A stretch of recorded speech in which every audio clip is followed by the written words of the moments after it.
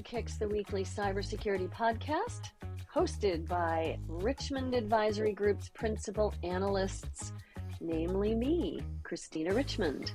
And me, Rory Duncan. This podcast is your go-to partner for understanding the cybersecurity market, industry trends, and the real-world challenges of protecting organizations today. Hello, Christina. How are you? Hello, Rory. I'm a bit sore, to be honest. I went on my little water skiing episode yesterday and I had a tumble. But I'm, all things considered, it's just soreness. Nothing broke. Good. So I'm good. How are you? Not too bad. I'm feeling less tired today because it's a little cooler outside. And when it's cooler, I'm able to function. When it's hot, I'm not really able to do much. So you and the golems, we were talking about them. Yes. Sorry to put you in that group. You're not a golem. No. But like the golems, you like it cooler. Yes, and listeners, it was a reference to the golems in the Terry Pratchett's universe, where the hotter it is, the less able they are to function, and the colder it is, the more they are able to function. So I'm comparing myself to Golem. And then, so we've got a bunch of stuff coming up this week, Christina. What have we got first? We do. So big news. Dun, dun, dun. Palo Alto Networks is buying CyberArk, if it's approved, right? Something like $26 billion. So anyway, these acquisitions continue at a pace, don't they, this year? Yeah. And we'll talk about that. However, interesting, Palo's a very acquisitive company, but after it announced CyberArk, the stock fell 6%. So we'll unpack that. What else do we have, Rory? So I'll also be sharing some great insights that I learned from a webinar I was listening to that SentinelOne did. And it was about, really interesting about the way that nation-state actors and cybercrime threat actors are using AI to weaponize threats. It's very, very interesting. As I said, it's fascinating and scary at the same time. So I shall do a quick very summary. Detailed. You're going to distill it, aren't you? Because you said it was quite detailed. Yeah, it's very detailed. But certainly we could talk for many hours about it. But what I thought was interesting was the AI side of it, and we'll be talking about that. Great. And then we have a guest, as usual. This week's guest is Rock Lambros. He's the CEO and founder of Rock Cyber, longtime practitioner, and we'll be finding out, what keeps him up at night and how does he work with his clients. I know he does vCISO work, but he also does risk assessment, and the EU AI Act is on his resume as well. So it'll be an interesting chat with Rock, so stay tuned for that. Yeah, I'll be really looking forward to that. And I think just a couple of things in general. I think by the time that folks hear this episode, folk will have received the latest issue of our newsletter, which is Signal, Not Noise. And you can sign up for free to receive that. You can do so at our website, which is richmondadvisorygroup.com. Now, when you subscribe, you'll be sent a 4-page extract from our AI security survey, which are looking at how prepared CISOs, C-suite, and senior IT practitioners are to face AI-powered attacks and what would help them prepare. So that's a freebie. But our newsletter contains all sorts of interesting things, doesn't it, Christina? It does, yeah. We talk about what we're reading. One of the things that I just picked up is a book by Dmitry Alperovich, who is one of the founders of CrowdStrike. And this was a 2024 book called World on the Brink, How America Can Beat China in the Race for the 21st Century. And I pulled a quote out of it, which is, cybersecurity is the only realm of national security where we ask the private sector to directly take on foreign adversaries. Imagine back in World War II, the president coming to Ford Motor Company and saying, would you handle those Nazis for us? So anyway, it's an interesting book and I've just started reading it, and so more on that. But that's mentioned in our newsletter. Other things are links to the podcast, some data from the AI study, and just a few blogs that we've got tracking some of the acquisitions. There will be new blogs up, specifically one on Palo and CyberArk coming up. Hmm. So, yeah, lots of interesting things that we tuck into the newsletter we hope people enjoy. Great. Yeah, because I always thought that if America needed to deal with Nazis, it would go to either Indiana Jones or Captain America. No, they've got good form Yeah, in that area. probably. Yeah, Captain Mm. America. Hmm. I have to Good muse old, on that a bit. good old Steve Rogers. I've been watching. I've Yes. been watching when I was ill when I was really sick in June. I worked my way through the Marvel Cinematic Universe in order, and Oh, so really? there you go. Wow. Well, it was All easy. right. It's easy to watch, right? It just sort of flows past your eyes. And you can snooze while You you can watch. Yeah. snooze, and then you wake up, and Yeah. it's like the Hulk is rampaging around. Uh, and, and Well, that and that was just me looking for my meds. Yeah. that was just you, the golem, looking for your Yeah. meds. Yeah. How about Palo and CyberArk? Yeah. How about that? I Yeah. mean, we can probably double team on this one in terms of some of the details, but top line is that this was a $25 billion deal Uh, for CyberArk, and I put in here it's a 26% premium on their shares, oh, which is pretty wow. good. But as I Yeah. pointed out, it's about the same when Google bought Wiz, albeit for 32 billion. They also paid a premium of 25%. So I thought that was Hmm. interesting. These are quite high valuations for these companies. And that's really interesting. I mean, Palo has long been lacking in identity. Hmm. And, why not Okta? Why CyberArk? So I think it's interesting that this is where CyberArk lands. I also think why identity now is it's not going to go away. And with all of the agentic AI afoot, we are going to Hmm. see greater and greater need for IAM and for PAM and IGA. And so, yeah, what do you think? I think this is a well-timed acquisition, a little bit late in coming for Palo, but nonetheless timed right in terms of AI. Yeah, no, I think you're absolutely right. And I did dig through our archive of knowledge, which was, a bunch of presentations we did. And I found a quote from Palo's CEO, Nikesh Arora, during their Q1 2025 earnings call. So that was November last year. Mm-hmm. And he says, we've been talking about the benefits of simplifying security architectures and consolidating point products into platforms for a while now, right? So the platform strategy. And then he Yeah, goes yeah. on to say, I'm sure all of you remember our eventful quarter where we changed gears on platformization. And then he says, as I've said before, I wish we could have made our good decisions faster. So I thought, well, that kind of speaks volumes. It's not usual for a CEO to say something like that. And I know that you, Christina, in some of your analysis, have pointed out where some of the gaps were in their offerings. So dark web monitoring, chasm, network scanning, and so on. So I thought, looking back to then where they are now, was a very interesting perspective to take. Yeah, I mean, they have some of the capabilities around those three things you mentioned, but it's buried or embedded. Those things are buried or embedded in their infrastructure, in their operations, and Hmm. not really offerings. It doesn't mean they can't get at some or all of that. But I think what they're doing is plugging some of the gaps in order to be able to keep up with AI and agentic AI, Hmm. to be able to look at the human and non-human identities, which, CyberArk bought Venafi for, 1.5 billion back in 2024, and that's machine identity management. So Palo gets that.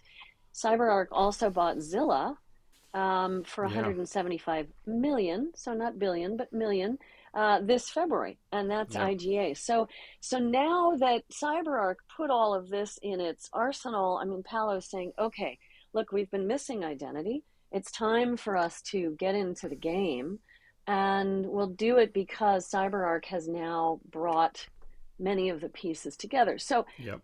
I do think there is a great opportunity to do 1 + 1 = 3, and that's something that we analysts look for. Mm-hmm. But they have to do the integration properly.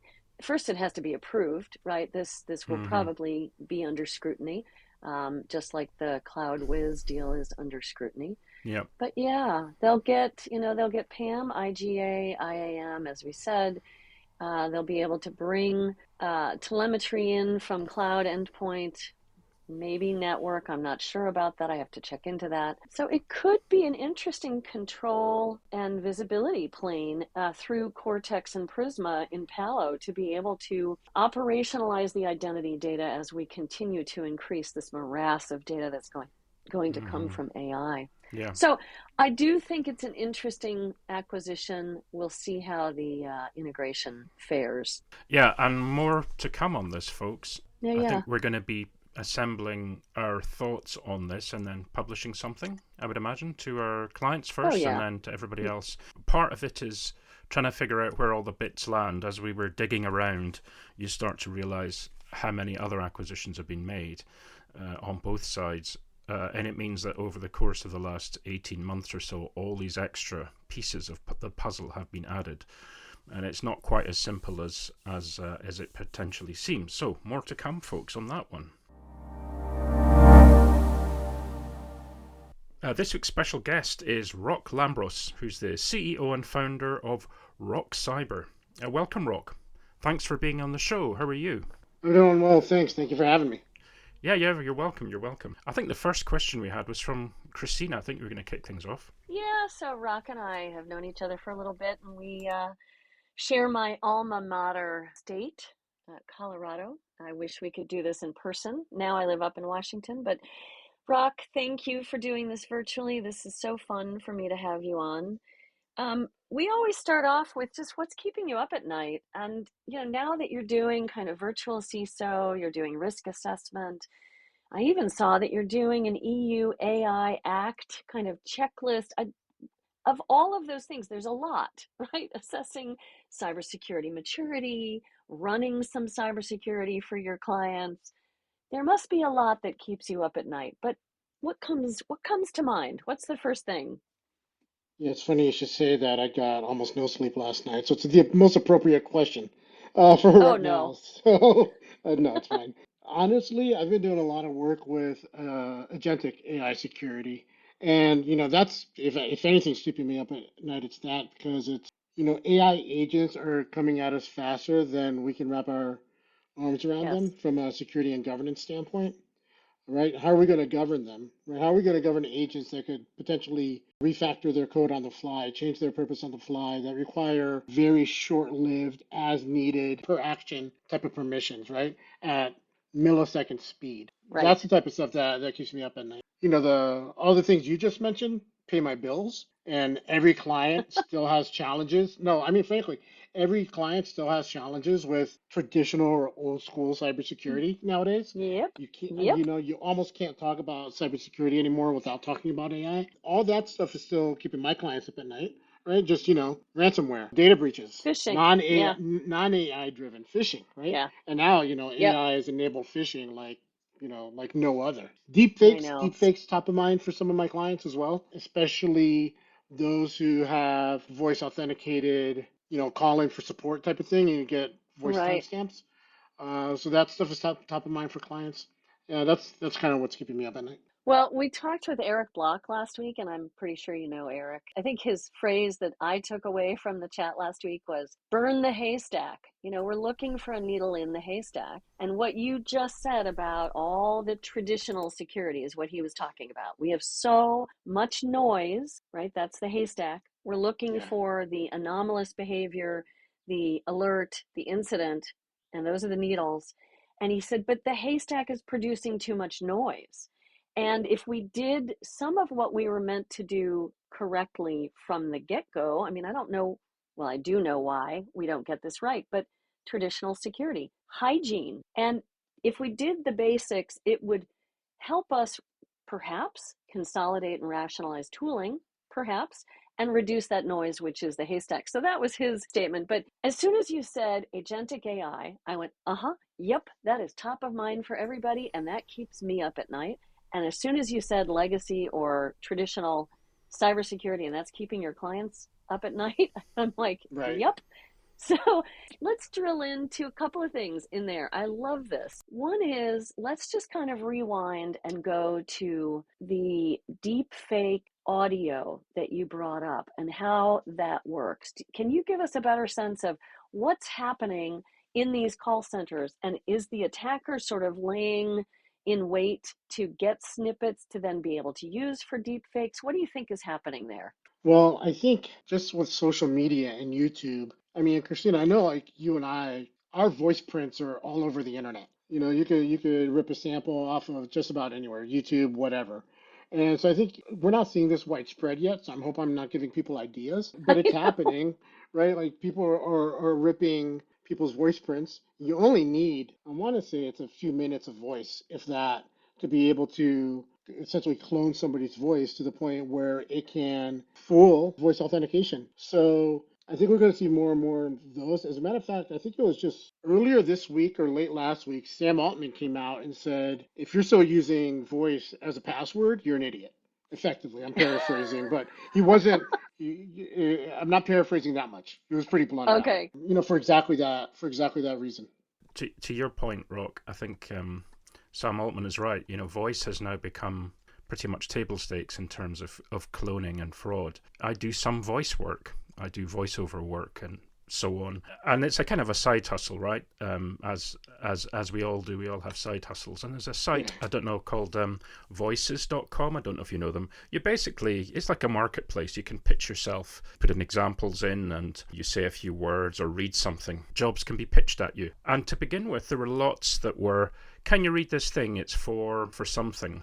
And you kind of go, okay, it's interesting. And then it became quite clear that a lot of the repetitive work was for creating of AI voices, and that's fine, but they never said that. That's changed quite radically now. In other words, these companies are not trying to hide the fact that that's what it's being used for. In fact, this morning, I got an invite for a job, and it's called AI Voice Cloning Marketing. There you go. Oh, They've said it. wow. Yeah. They're AI voice cloning marketing. marketing. Yeah. They're not trying to beat around the bush about what it's for. And you basically Holy have to, yeah, Snickers. exactly.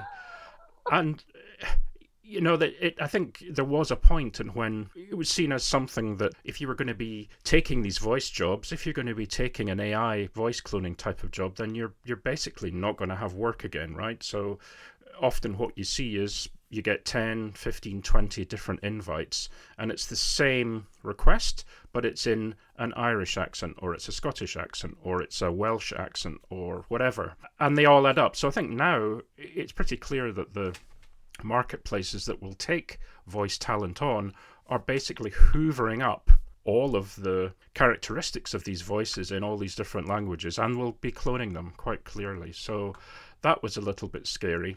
Interesting. Really interesting. And then if we go to the bigger nut that you said right from the get-go, agentic AI, we've had some interesting conversations with folks about agents. The ability for these non-human identities to, as you say, refactor themselves, create new identities, stand up new service accounts, and basically run amok on our behalf with a mission that we've tasked them. And, in testing environments, sometimes if you try to shut that down and they haven't achieved their mission, they don't want to stop. They say, no, we haven't achieved the mission.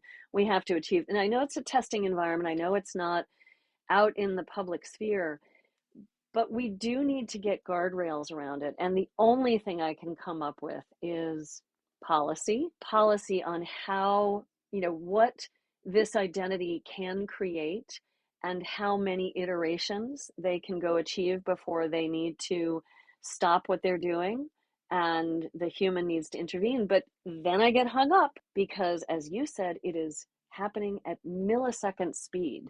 So I don't know how we wrap our arms around it. It's something that really is terrifying to me. So I actually wrote an article over the summer about this in AI Cyber Magazine in their summer edition. I truly believe, and I know people are going to cringe as they hear this, that we need AI to govern AI.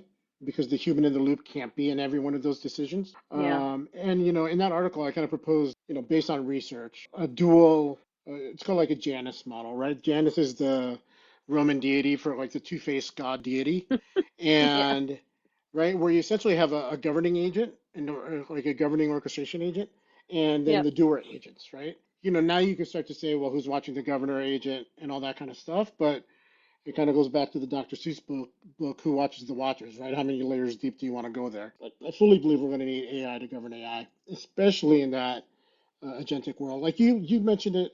I mean, you nailed it exactly, right? This is happening in test environments. Nice, clean, pristine test environments where you're likely not integrating yet with third-party agents, right? You're probably building agents within your own ecosystem, but not integrating with agents in a customer ecosystem, a partner's ecosystem, whatever the case may be yet. And this is happening, right? Yeah. So in the most simplistic of use cases. That's right. And, and then when you do That's kill right. the agent, at what point in the chain, right? Are there other things further along down the chain that the kill command hasn't gotten to yet that's still executed? Not an easy problem to solve. Yeah, and like everything else, we get out ahead of our ski tips in terms of technological advancements, and we don't always consider the security until it's already out, right? Until the Yeah. technology is already out and being used. I learned a new phrase just recently. I don't know if you've heard it. It's ambient AI. No. And it's kind of like an Alexa for technology, where it's always listening, which I find super annoying with Alexa and Siri. Well, Super annoying. that's why I don't use them.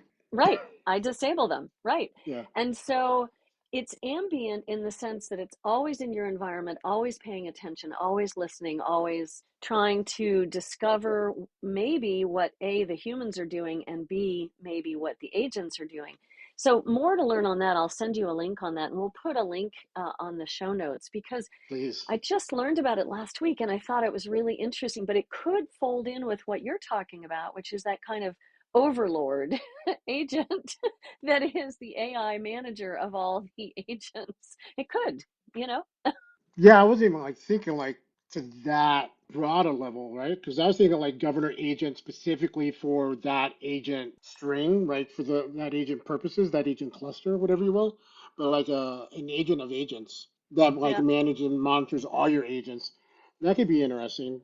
We got to go fast, not just baby steps, right? I mean, we got we, we got to Well, keep moving fast. Well, what else is keeping you up, Rock? I mean, you doing a lot of different things. I would imagine for my brain that would keep me happy because I'd be learning and doing different types of actions on a daily basis, but I also know it can be exhausting. So yeah. what else is going on for you? Are you finding folks doing a lot of cyber maturity work? Are they doing a lot of the EU AI checklist work? What's happening in your sphere? All the standard like risk assessment stuff still apply, right? People still have their SOC 2s, they still have their ISO 27001s, their PCIs, all those things where, they still have to do their annual risk assessments, their penetration testing, their, user access reviews.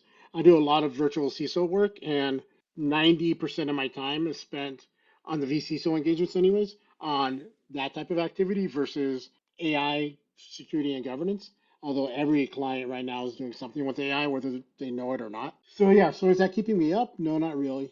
Like we mentioned earlier, right? All the same threats, the same type of attacks still apply.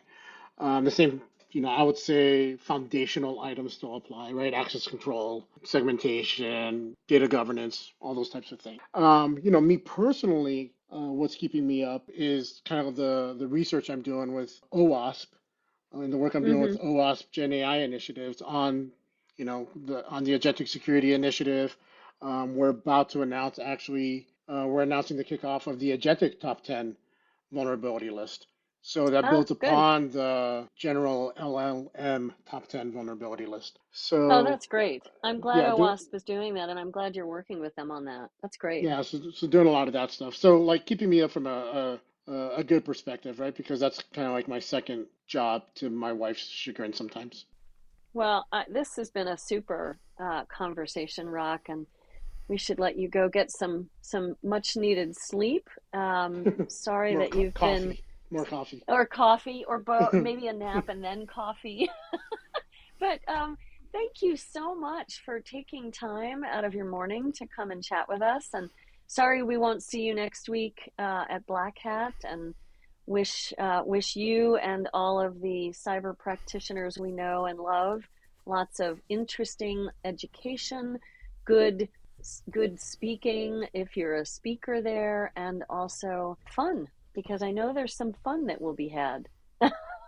There. Enjoy that, and thanks for coming on, Rock. Hope to talk to you again soon. Thank Bye-bye. you. Looking forward to it. Bye-bye. Bye-bye. So one thing that I really enjoyed going back over, in fact, this week, was some really interesting analysis from Chris Hosking, who's the AI and security evangelist at SentinelOne. I reached out to him, actually. He's Did you? Yeah, he's very keen to be on the show at some point in the future. Oh, that's great. That'll be fun. It might be scary though. Yeah, it might be scary. Apparently, he's going to be releasing some more AI insights.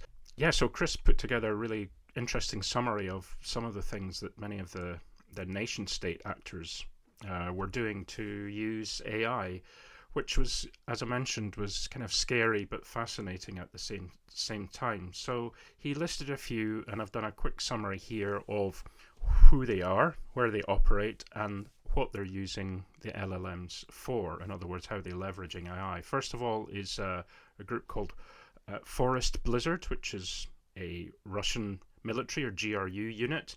They've been seen to use LLMs to better understand satellite-backed communications and how they can target those environments. Okay, so that's... Oh, wow. Yep. That's scary. We've also got Emerald Sleet, also known as Kimsuki, and they're a North Korean state-sponsored group.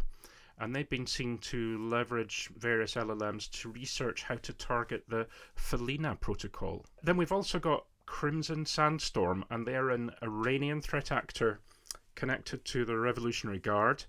And they've been seen, as Chris says, diving deep within LLMs to question how they could better evade detection via policy by, for example, turning off security controls within Windows. So they're using it to do that.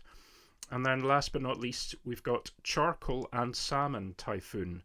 And those are the Chinese-backed actors that have been seen trying to sharpen their post-breach capabilities. In other words, how can they more efficiently map an environment, move through an environment, escalate privileges within an environment? In other words, looking to refine their operational command techniques. The living off the land and landing and expanding techniques. Yeah. Exactly. So that's just really the tip of the iceberg, and Chris's webinar goes through this as well as how e-criminals are using it. It's a really great webinar. Yeah, no, I'm so glad that you listened in or watched the webinar with him, and it'll be great to have him on the show. It always makes me nervous for folks who uncover all of this, because I love all the CIA, NSA, Reacher type shows. What does that say about me? But I worry for their safety, for their state of mind. It's a lot to digest. It's a lot to be researching and then calling out in public. But he has done. And thank you for this, Chris, because I think we need to know who these actors are. And certainly threat researchers are right alongside him saying, yes, and, there's more. So anyway, great stuff. Yeah, Thanks no, for that's sharing good. that, Rory. And interesting, I think I maybe mentioned this to you the other day, as Chris will probably talk about, some of these threat actors really don't go out of their way at all to hide what they're doing. In fact, some of them are very blatant about it, but he will tell us more about that when he's on. It's quite interesting. Well, one last thing on this, and you call it out in our show notes, that it underlines the need for threat intelligence. And so Rory and I have been having a lot of briefings recently on predictive or proactive threat intelligence, both with Google Mandiant and with IBM X-Force. And there are others that we need to also chat with, but it's a critical function that not many enterprises, even the largest enterprises, not many can do on their own. They need tooling. They need the analysis. They need to have someone in the dark web forums looking at these different actors. They need the correlation between all of the different actors and industry, customer segment, types of attacks, the different TTPs that are used. And so, I just want to call that out. It's an important thing, even for the small and mid-market, to be looking at to whatever degree they can afford it, because it helps you get out ahead and be a bit more predictive rather than just reactive. Right, I think that's all right. probably... Well, thank you for that. Yeah, sure. Yeah, that was interesting. And more to come on that, but we should probably wrap up, shouldn't we? And the first thing I wanted to say was, before we forget about it, who do we have on next week on the show? We have Nate. I don't know. Nate Case. Oh, yes. Nate Case. Yes. Oh, that's fabulous. Yeah, we've got Nate on. Nate's the VP Cloud Computing Cyber Solutions at Clarity. And I think you know him, don't you? Yeah. Oh, yeah. I know him, I don't know, fairly well. And he came in for a quick cameo earlier on in the podcast yes. to talk about the Security Tinkerers charity work, which is Pitch for Charity. It took me a moment to get it back in my brain. So he was one of the MCs for Pitch for Charity, and that was when $100,000 was given out to a couple of different charities. And this was, very graciously sponsored by SentinelOne and Okta. And thank you for that to both of those companies. And so Nate is going to come talk to us this time through the lens of his day-to-day practitioner work and what he's involved in. So I think it'll be a fun chat. So stay tuned next week, folks. Yes. And then in the meantime, if you would like to provide some feedback, suggestions, if you'd like to leave us a message, then you can leave us a voicemail if you like, which is 90 seconds max. And you can do that through SpeakPipe, which is speakpipe.com/cyber_sidekicks. And keep it polite. Yeah. Keep it polite, not too not spicy. Too spicy. Yeah, always happy to receive constructive criticism. Or, you can email us, Christina@richmondadvisorygroup.com and Rory@richmondadvisorygroup.com. I almost blanked on that. What's your name? What's your name? I don't know. I'm Cyber Typhoon, Rory, yes, Gollum. Cyber Typhoon. Gosh, yeah, all of the above. Anyway. All right, we're devolving into laughter, folks, and we hope you have a wonderful day after you've listened in, whether you're walking the dog or jumping rope or I don't know, maybe snoozing on the couch and letting us just lull you to sleep. But hopefully not sweltering in 40 degrees centigrade heat in Vegas. Indeed. Great. Thank you, everybody. Bye-bye.